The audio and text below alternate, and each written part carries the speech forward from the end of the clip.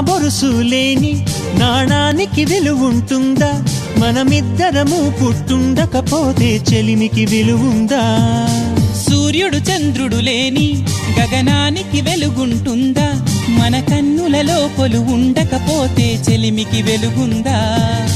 గలగలమని సిరిమూవగా కలతెరగని చిరునవ్వుగా నా ఎదలయలే తన మధురిమలై పాడాలి నీ స్నేహం. కొంతకాలం కిందట